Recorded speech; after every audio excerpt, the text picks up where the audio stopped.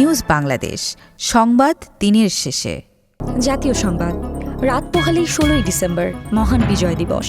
যাদের রক্ত আর ত্যাগের বিনিময়ে স্বাধীন আকাশে উড়েছে লাল সবুজের পতাকা, বিশ্বের বুকে জন্ম হয়েছে 56,000 বর্গমাইলের মানচিত্র, সেই সব বীর সন্তানদের স্মরণে শ্রদ্ধায় সিক্ত হতে প্রস্তুত সাভারের জাতীয় স্মৃতিসৌধ।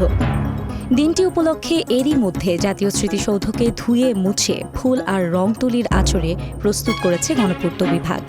পুরো সৌধ প্রাঙ্গণকে দেওয়া হয়েছে এক নতুন রূপ।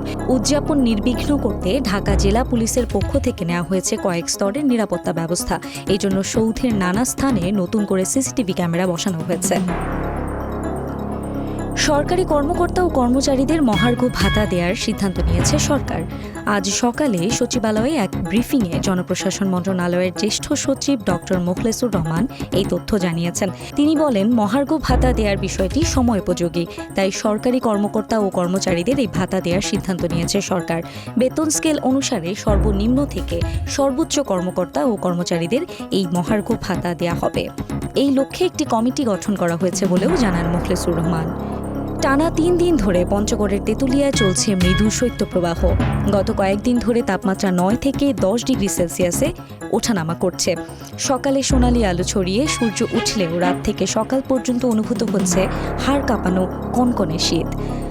আজ সকাল 9টায় 9.3 ডিগ্রি সেলসিয়াস তাপমাত্রা রেকর্ড করা হয়েছে তেঁতুলিয়ায়। এর আগে ভোর 6টায় সর্বনিম্ন তাপমাত্রা রেকর্ড করা হয় 9.5 ডিগ্রি সেলসিয়াস। তেঁতুলিয়া আবহাওয়া অফিস জানিয়েছে, গত শুক্রবার সর্বনিম্ন তাপমাত্রা 8.4 ডিগ্রিতে নেমে আসে। এরপর শুরু হয় চলতি মৌসুমের প্রথম শৈত্যপ্রবাহ। টানা 3 দিন ধরে বইছে মৃদু শৈত্যপ্রবাহ।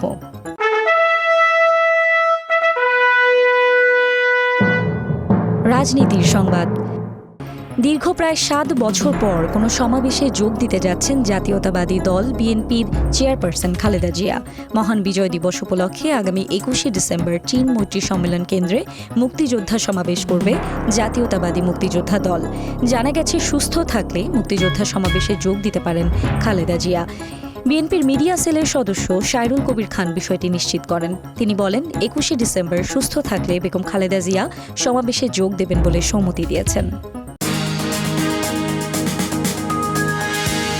আন্তর্জাতিক সংবাদ।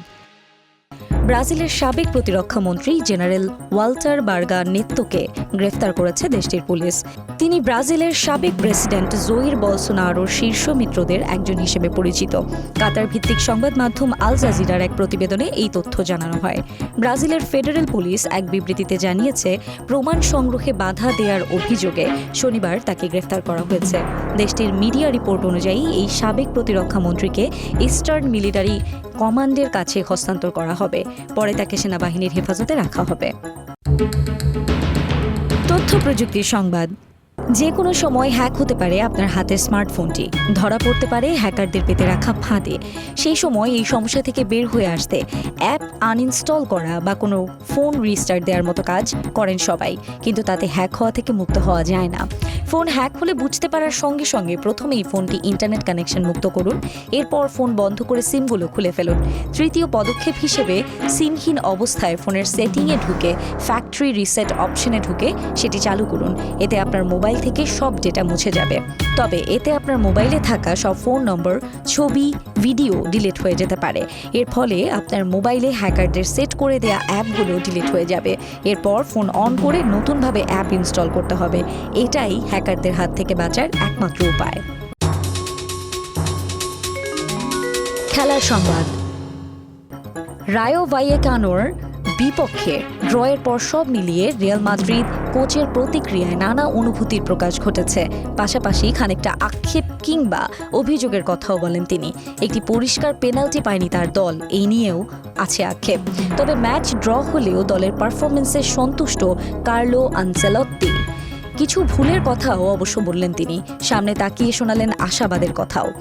লা লিগায় শনিবার আক্রমণ পাল্টা আক্রমণে ঠাসা ম্যাচটি ড্র হয় 3-3 গোলে। নিজেদের মাঠে 36 মিনিটের মধ্যে 2 গোলে এগিয়ে যান ভাইয়েকানো।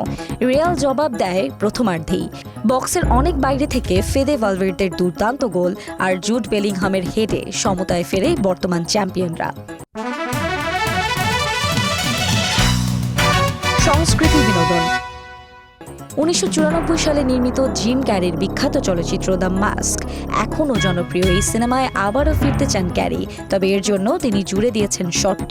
সেটা তখনই হবে যখন সিকুয়েলটির হৃদয় ছোঁয়া কোনো গল্প পাওয়া যাবে। সম্প্রতি এক সাক্ষাৎকারে ক্যারি এই সিনেমায় তার প্রত্যাবর্তনের ইচ্ছের কথা প্রকাশ করেন এভাবেই।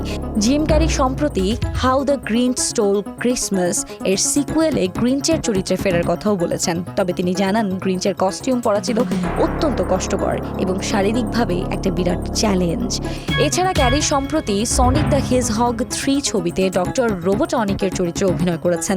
ছবিটি মুক্তি পাবে আগামী 20 ডিসেম্বর। দর্শক, এই ছিল আজকের নিউজ বাংলাদেশ সংবাদ দিনের শেষে আয়োজন। দেশ বিদেশের প্রতিদিনের সর্বশেষ সংবাদ জানতে চোখ রাখুন www.newsbangladesh.com এ। লাইক শেয়ার দিয়ে সঙ্গে থাকুন নিউজ বাংলাদেশের ফেসবুক পেজ ও ইউটিউব চ্যানেলে। ভালো থাকুন, সুস্থ থাকুন, আল্লাহ হাফেজ।